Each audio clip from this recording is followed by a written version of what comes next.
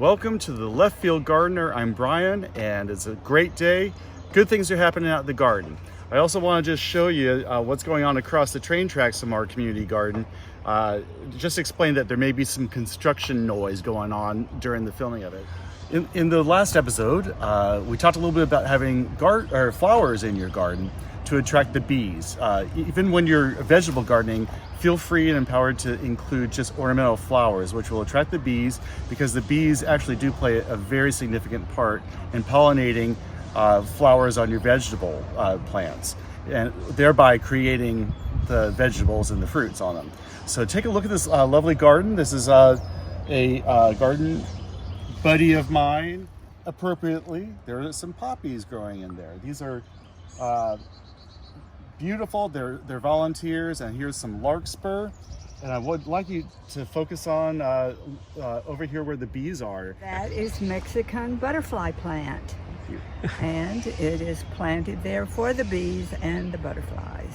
And so far, it's lived for 3 or 4 years. Oh, good. So it's withstood. Doing great. It's withstood the winters just fine. Yeah, it has. And this, when it's clean and has water in it, which is going to happen soon, is bee bass. Do you know about bee bass? No, I've never heard of it. I've heard of bird bass, but not bee bass. Okay, with a bee bass, you need to have enough water that you want clean water, but you want objects in there so that the bees can stay on the objects and not be in the water. Not get swimming around. Right, get stuck. Look at the bees on the arugula. So arugula is, I'm new to the concept of eating arugula. It's a very strong flavor, but I've been able to cook it, and I've learned ways to cook it and use it so that you can eat it. It's a great source of vitamins and nutrients. She has her arugula that has gone to flower. It's bolting. And in this state, it is providing some very vital nectar for the bees. And like I mentioned in our last episode, we really do want to keep the bees happy, and we want to keep them coming by and have easy foraging for them. So here at my friend's raised bed gardens, there is a lot of cheerfulness going on, and I want to point out that a team from Home Depot built these raised beds here and down there specifically for elderly gardeners and especially veteran gardeners. My friend here, tell you what she's got going on. And I am neither a veteran nor elderly, so I'll start with that. My whole purpose in gardening was not necessarily to grow vegetables, although I do grow some, but it was to create a space in this sort of crazy world we're in, which is getting crazier all the time, of space of peace and beauty. And so I have also tried to make it a sort of memorial to friends who are not here anymore. What do you have growing in this Nothing at this moment other than garlic that I planted last fall because somebody planted a pot plant in my garden. You don't want to know that, do you? I think it's interesting. And,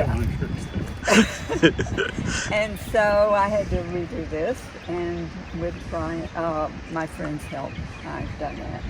And I'm about to plant in here more lettuce, and then I will grow summer spinach in it and okra, not tomatoes. Tomatoes don't grow well in my garden. This little trail on one side was the memorial for my friend, and the other side the memorial for my brother-in-law. This was more deserty area, and this is mountain area, or cool. And so it has ferns in it and plants that don't need a lot of sun. This is a miniature boxwood that came from, my sister sent it in the mail, actually. My brother-in-law who died started it. And all of these are succulents. This is interesting. This is native columbine from North Carolina, which is probably wrong to introduce here, but I keep it right there. I think the Texas summer would kill it out if it ever spread out there. I don't think it would survive. So I think it's fine here. I love how you have utilized all types of pots and terracotta and bricks to make a kind of an eclectic and beautiful array of plants here. And what is this? That's oxalis. Oxalis, yeah. And this one and one on the other side, I'll put African blue basil for the bees. Oh my goodness, that is like, that's a lemon. Lemon thyme. Lemon thyme. That's, And it's this- delightful. This is lemon verbena. Lemon verbena. Which And then the larkspurs. And then the larkspur, which of course are volunteer. Those are beautiful. There are lots of simple tips that more experienced gardeners can share. What would you say is one or two helpful things for a beginning gardener to keep in mind? I would say to remember that we garden here not in the same seasons that people garden in other parts of the country. The first garden I made here, I lost because I planted it in the summer. And so I would say pay attention to what experienced gardeners tell you about the seasons and when to plant what.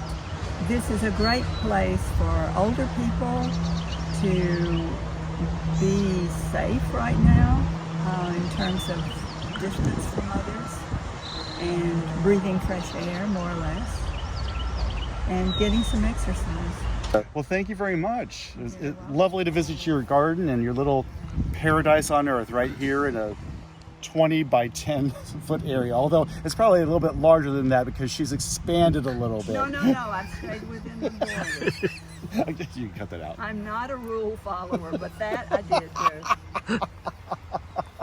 I just had to have fun with that. Well, thank you again for your input, and it's been lovely visiting your garden. Thank you. It was a pleasure to have you. Hey, girls. Hi there. Okay, it's lunchtime. There's some dandelions, more dandelions, and something I don't know. Ah, sorry, girl.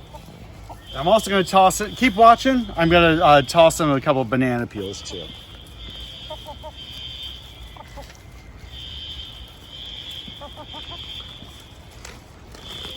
Look at how happy they are.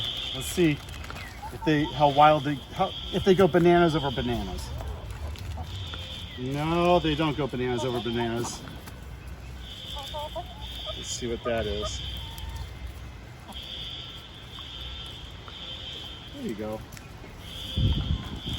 All right, so there's a lot of food that goes to waste, and both people food and animal food. So, simple foods like dandelions and all that are great to feed chickens.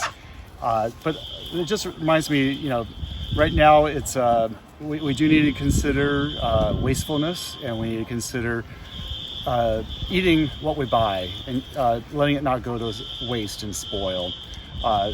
Something like 30 to 40% of food people in America buy goes to waste, and they end up throwing it out, goes to landfill. So now's a good time to maybe think about eating things and making sure they don't go bad, and making do with what you have. Anyway, I hope that you do well.